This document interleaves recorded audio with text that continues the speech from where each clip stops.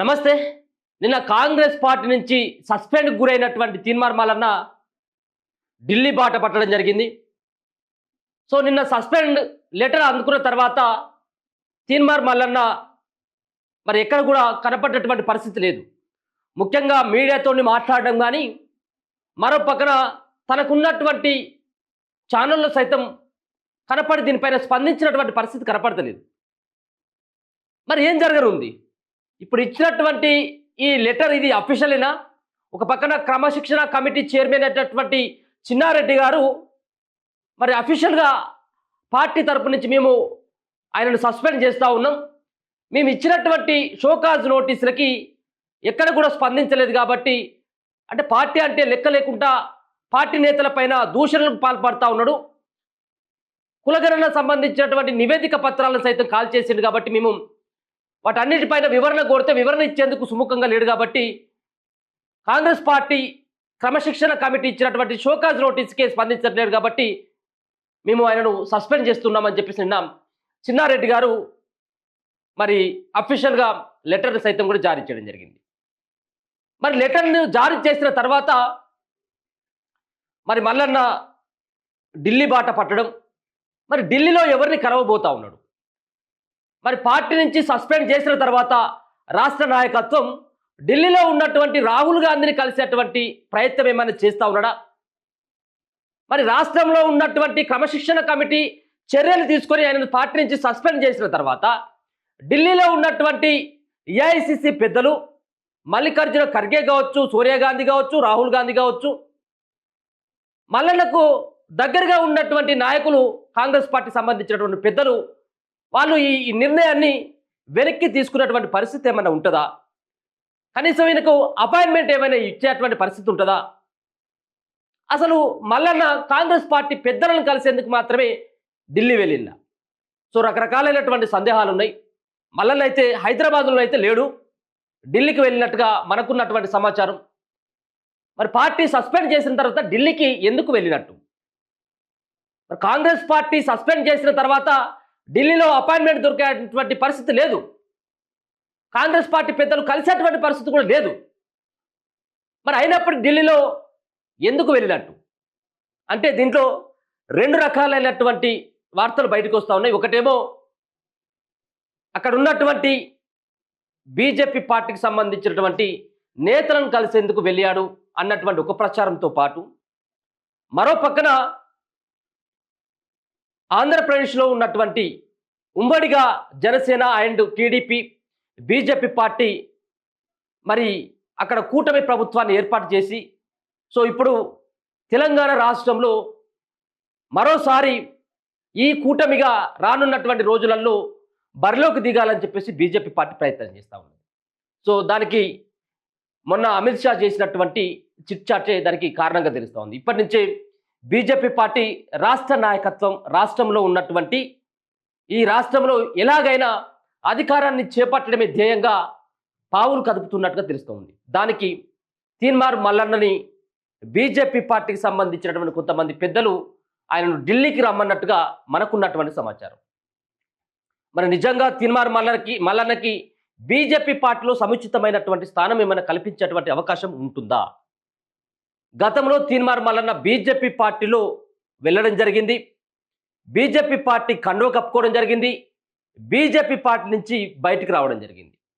మరోసారి తీన్మార్ మల్లన్న బీజేపీ పార్టీలోకి వెళ్తాడా? బీజేపీ పార్టీలోకి వెళ్తే రాష్ట్రంలో ఉన్నటువంటి నాయకత్వం, బీజేపీ నాయకత్వం మల్లన్న యొక్క అభ్యర్థిత్వాన్ని కోరుకున్నటువంటి పరిస్థితి ఉంటుందా? బయటకు వచ్చిన తర్వాత బీజేపీ పార్టీ పైన కూడా మల్లన్న విమర్శలు చేయడం జరిగింది. కేంద్ర ప్రభుత్వం తీసుకున్నటువంటి నిర్ణయాల పట్ల కానీ, మోడీ చేస్తున్నటువంటి పనులపైన కానీ నిలదీసినటువంటి పరిస్థితి కనబడతా ఉంది. అందుకని చెప్పేసి బీజేపీ పార్టీ సంబంధించినటువంటి బీజేపీ పార్టీతోటి సత్సంబంధాలు ఉన్నటువంటి TDP party and Janasena party, ఈ రెండు పార్టీలకు సంబంధించినటువంటి నేతలు ఢిల్లీలో కలవబోతా ఉన్నారు మల్లన్నతోటి. బీసీల కోసం పార్టీ ఏర్పాటు చేయాలన్నటువంటి ప్రయత్నం తీన్మార్ మల్లన్న చేస్తున్నటువంటి సందర్భంలో ఒక పక్కన రాష్ట్రంలో అధికారమే ధ్యేయంగా బీజేపీ పార్టీ పావులు కదుపుతున్నటువంటి తరుణంలో సంయుక్తంగా పోరాడుదాం, ఖచ్చితంగా బీసీ నినాదమే, బీసీని ముఖ్యమంత్రి చేయడమే ధ్యేయంగా బీజేపీ పార్టీ సైతం కూడా ఒక పక్కన నిర్ణయాలు తీసుకుంటుంది. అందుకు అనుగుణంగా మాతో పాటు రానున్నటువంటి ఎన్నికల్లో తెలంగాణ రాష్ట్రంలో జనసేన, టీడీపీ అండ్ బీజేపీ పార్టీలు ఈ మూడు సైతం కూడా కూటమిగా ఏర్పడి పోటీ చేసేటువంటి పరిస్థితి కనబడతా ఉంది. ఇదే సందర్భంలో తీన్మార్ మల్లన్న బీజేపీ పార్టీ వైపు వెళ్ళకపోయినప్పటికీ బీజేపీ పార్టీతో సత్సంబంధాలు ఉన్నటువంటి జనసేన పార్టీలోకి వెళ్లేందుకు ఆయన పావులు కదుపుతున్నట్టుగా అందుతున్నటువంటి సమాచారం కావచ్చు, వస్తున్నటువంటి వార్తలు కావచ్చు. నిజంగా ఇప్పటికిప్పుడు ఢిల్లీకి వెళ్లాల్సినటువంటి అవసరం లేదు. ఢిల్లీకి ఏం పనికి పోయినట్టు? పార్టీ నుంచి సస్పెండ్ చేసిన తర్వాత మల్లన్న ఢిల్లీకి ఎందుకు పోయినట్టు? సో కాంగ్రెస్ పార్టీ పెద్దలను కలిసేటువంటి పరిస్థితి లేదు. ఒక పక్కన పార్టీ నుంచి సస్పెండ్ చేయగానే ఆయన ఢిల్లీ బాట పట్టినట్టే ఏదో జరగబోతా ఉంది. రాష్ట్రంలో బీజేపీ అండ్ జనసేన, టీడీపీ పార్టీకి సంబంధించినటువంటి కొంతమంది నేతలను కలిసేందుకు మాత్రమే ఢిల్లీ వెళ్ళినట్టుగా తెలుస్తుంది. ఒక పక్కన జనసేన పార్టీ అధ్యక్షునిగా తెలంగాణ రాష్ట్రానికి, లేకపోతుంటే టీడీపీ పార్టీ అధ్యక్షునిగానైనా తీన్మార్ మల్లన్న మరి ఆయనను ఎంపిక చేయబోతుంది ఆయా పార్టీలు అనేది తెలుస్తుంది. మరి ఆ పార్టీల వైపు మల్లన్న వెళ్తాడా? సో వాళ్ళతోటి బీసీల గనుక రాజ్యాధికారం, బీసీలనే ముఖ్యమంత్రి చేస్తామన్నటువంటి ఒక స్పష్టమైనటువంటి ప్రకటన వచ్చినట్టయితే ఉంటే వస్తామన్నటువంటి హామీ ఏమైనా ఇస్తాడా? లేకపోతుంటే ఈ పార్టీలు ఎప్పటికున్నప్పటికి కూడా బీసీలను నిండా ముంచేటువంటి పార్టీలు కాబట్టి మరి ఏమైనా ఆయన వాళ్ళకి ఈ రకమైనటువంటి స్పష్టమైనటువంటి ఏమైనా హామీ తీసుకొని బయటకు వస్తాడా? లేకపోతుంటే కొత్త పార్టీ రిజిస్ట్రేషన్ కోసం ఏమైనా ఢిల్లీ వెళ్ళాడా?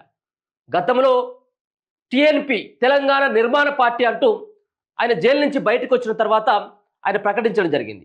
సో మరి ఇది టీఎన్పీ అన్నటువంటి పార్టీని మరి రిజిస్ట్రేషన్ కోసం మరి ఏమైనా ఢిల్లీ వెళ్ళాడా?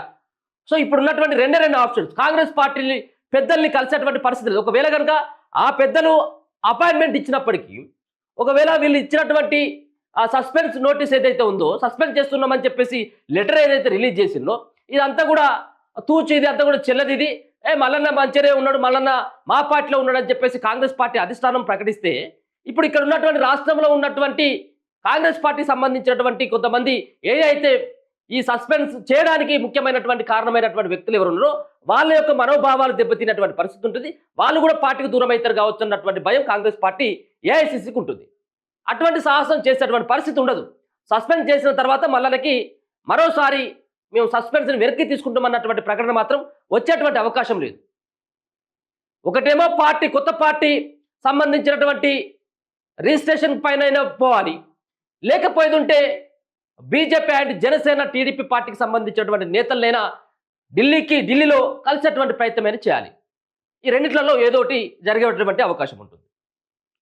మరో పక్కన బీసీల కోసం ఒక రాజకీయ పార్టీని స్థాపించాలన్నటువంటి ప్రయత్నం చాలా రోజులుగా కొనసాగుతూ ఉన్నది. మరి బీసీల కోసం మరో రాజకీయ పార్టీని, బీసీలో ఉన్నటువంటి పార్టీలకు అతీతంగా ఉన్నటువంటి పార్టీలో ఉన్నటువంటి వాళ్ళు కావచ్చు, వివిధ పార్టీలో ఉన్నటువంటి బీసీ నేతలందరినీ కలుపుకొని వాళ్ళతో పాటు మాట్లాడుకున్న తర్వాత ఏమైనా తీన్మార్ మల్లన్న యొక్క నేతృత్వంలో కొత్త పార్టీ ఏమైనా స్థాపించబోతా ఉన్నాడు. మల్లన్న స్థాపించినటువంటి పార్టీలో ఎవరెవరు చేరబోతా ఉన్నారు అనేది ఇప్పుడు కొంచెం సస్పెన్స్ అయినటువంటి పరిస్థితే. మరో పక్కన రేపు జరగనున్నటువంటి లెక్కింపు సంబంధించినటువంటి ఎమ్మెల్సీ ఓట్ల లెక్కింపు తర్వాత ఈ రెండు రకాలైనటువంటి దీంట్లో కూడా ఈక్వేషన్స్ కనపడతా ఉన్నాయి. రేపు పట్టభద్రుల ఎమ్మెల్సీ ఫలితాలు, మరో పక్కన టీచర్ ఎమ్మెల్సీ లెక్కింపు, ఓట్ల లెక్కింపు రేపు జరగబోతా ఉన్నది. రేపు 3వ తారీఖున జరగబోయేటటువంటి ఈ ఓట్ల లెక్కింపులో బీసీ అభ్యర్థులు కనుక 3 గెలిచినా, 3 గెలిచినా 100% బీసీల కోసం మరో పార్టీ ఖచ్చితంగా తెలంగాణలో పార్టీ రాబోతుందన్నట్టుగా తెలుస్తూ ఉంది. అందుకోసం అని చెప్పేసి రేపు ఆ ఫలితాలు పూర్తి స్థాయిలో రాకపోయినప్పటికీ 4వ తారీఖు రోజు ఖచ్చితంగా ఎవరు గెలుస్తారన్నటువంటిది ఒక అంచనా మాత్రం వస్తుంది. ఎందుకంటే గ్రాడ్యుయేట్కి సంబంధించినటువంటి ఆ ఓట్ల లెక్కింపు అనేది కూడా కొంత లేట్ అయ్యేటువంటి అవకాశం ఉంటుంది. కాబట్టి అందుకోసం అని చెప్పేసి ఆయన మల్లన్న 4వ తారీఖు మాత్రమే ఏమైనా మాట్లాడతారు. అంటే రేపు కూడా మల్లన్న అందుబాటులో ఉండేటువంటి అవకాశం కనపడట్లేదు. ఆయన ఢిల్లీలో ఉండి తన రాజకీయపరమైనటువంటి ఆ చర్చల్లో ఆయన బిజీగా ఉన్నట్టుగా తెలుస్తుంది. ఈ యొక్క ఎన్నికల ఫలితాలు వచ్చిన తర్వాత, ఎమ్మెల్సీ ఎన్నికల ఫలితాలు వచ్చిన తర్వాత దీనిపైన ఆయనే మాట్లాడేటువంటి అవకాశం ఉంటుంది. వేరే పార్టీ వైపు వెళ్ళడమా, లేకపోతే కొత్త పార్టీ స్థాపించడం అనేది. అందుకోసం అని చెప్పేసి ఇప్పటికే పవన్ కళ్యాణ్తో పాటు మల్లన్న ఫోన్లో మాట్లాడినట్టుగా తెలుస్తూ ఉన్నది. సో జనసేన రాష్ట్ర పగ్గాలు, తెలంగాణ రాష్ట్ర పగ్గాలు మల్లన్న చేతిలో పెట్టేందుకు జనసేన పార్టీ అధ్యక్షుడైనటువంటి పవన్ కళ్యాణ్ సైతం కూడా సుముఖంగా అన్నట్టుగా తెలుస్తూ ఉంది. గతంలో చాలా రూమర్స్ రావడం జరిగింది.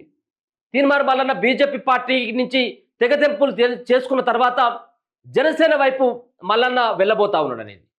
రెండో అంశాన్ని కనుక వచ్చినట్లయితే టీడీపీ పార్టీలోకి సైతం కూడా అధ్యక్ష బాధ్యతలను అప్పగించేటువంటి ప్రయత్నం చంద్రబాబు నాయుడు సైతం కూడా మల్లన్నతోటి గతంలో చర్చించినట్టుగా వార్తలు రావడం జరిగింది. అందుకోసం అని చెప్పేసి రానున్నటువంటి రోజులలో ఒక పక్కన తెలంగాణ రాష్ట్రంలో బీఆర్ఎస్ పార్టీ పని అయిపోయింది, మరో పక్కన కాంగ్రెస్ పార్టీ అధికారంలో ఉంది. బీజేపీ పార్టీ తగినైనటువంటి తన శక్తి మేరకు కొట్లాడేటువంటి ప్రయత్నం చేయట్లేదు. అందుకని చెప్పేసి కొత్త పార్టీ పెట్టి సో ప్రభుత్వం అని చెప్పేసి చెప్తున్నటువంటి కాంగ్రెస్ పార్టీ యొక్క విధి విధానాలపైన, వాళ్ళు ఇచ్చినటువంటి హామీలపైన కొత్త పార్టీ పెట్టి పోరాడాల్సినటువంటి సమయం ఆసన్నమైందన్నటువంటి తరుణంలో ఒక పార్టీ పెట్టుకొని బీసీల వైపుగా, బీసీల గొంతై నిలదీయాలన్నటువంటి ఉద్దేశంతో కొత్త పార్టీకి వైపు మల్లన్న వెళ్తాడా, లేకపోయినట్టయితే రానున్నటువంటి భవిష్యత్తులో సైతం కూడా తెలంగాణ పైన ప్రత్యేకమైనటువంటి శ్రద్ధ కనపరుస్తున్నటువంటి బీజేపీ పార్టీకి సంబంధించినటువంటి వాళ్ళ కూటమిలో ఉన్నటువంటి Janasena and TDP party, so ఈ రెండు పార్టీలో ఏదో పార్టీలో చేరి బీజేపీ మద్దతుతోటి మరి రానున్నటువంటి రోజులలో మరి తెలంగాణ రాష్ట్రంలో మల్లన్న చక్రం తిప్పబోతా ఉన్నాడు. మల్లన్నను నమ్ముకొని చాలామంది బీసీ నేతలందరూ కూడా మల్లన్న కనుక పార్టీ పెట్టినట్టయితుంటే ఆ పార్టీలోకి వెళ్ళేందుకు కొంతమంది సుముఖంగా ఉన్నప్పటికీ మరి వేరే పార్టీ వైపు ఏమైనా తీసుకెళ్తాడా, లేకపోతే కొత్త పార్టీ వైపు ఏమైనా వెళ్ళేటువంటి అవకాశం ఉంటుందనేది లేదనేది చూడాలి. ఏదేమైనప్పటికీ కూడా తెలంగాణ రాజకీయాల్లో పార్టీ నుంచి సస్పెండ్ చేసిన తర్వాత మాత్రం ఖచ్చితంగా పెనుమార్పులు సంభవించేటువంటి అవకాశం అయితే కనబడతా ఉంది. దీనిపైన మరి ఈ నోటీసుల పట్ల, మరో పక్కన ఈ యొక్క సస్పెన్స్ సంబంధించినటువంటి ఈ ఇష్యూ చేసిన తర్వాత మల్లన్న మాత్రం ఎక్కడ కూడా మాట్లాడలేదు. 4వ తారీఖున ఆయన యొక్క నిర్ణయం ఏ విధంగా ఉండబోతా ఉంది, ఆయన నిర్ణయం రాజకీయాలు ఏ విధంగా మారబోతా ఉన్నాయి, మరో పక్కన ఆయన వేసేటువంటి అడుగు ఉన్నటువంటి పార్టీలు ఇప్పటికే స్థాపించినటువంటి పార్టీల వైపు వెళ్తాడా, లేకపోతే కొత్త పార్టీ వైపు ఏమన్నా వెళ్ళేటువంటి అవకాశం ఉంటుందా, వెళితే జనసేన పార్టీ వైపా లేకపోతే టీడీపీ పార్టీ వైపు అనేది చూడాలి. బీజేపీ పార్టీ యొక్క మద్దతుతోటే ఆయన, బీజేపీ పార్టీ యొక్క పెద్దలు ఇచ్చినటువంటి సూచనతోటే ఒకవేళ జనసేనలో కానీ టీడీపీలో కానీ చేరితే అది బీజేపీ పార్టీకి సంబంధించినటువంటి నేతలు ఇచ్చినటువంటి సూచన అని చెప్పేసి మనకు ఖచ్చితంగా అర్థం చేసుకోవచ్చు. దీంట్లో నో డౌట్. ఇప్పుడు కాంగ్రెస్ పార్టీకి సంబంధించిన పెద్దలను మాత్రం కలిసేందుకైతే అసలే కాదు. ఆయన ఇప్పుడు ఢిల్లీలోనే ఉన్నాడు.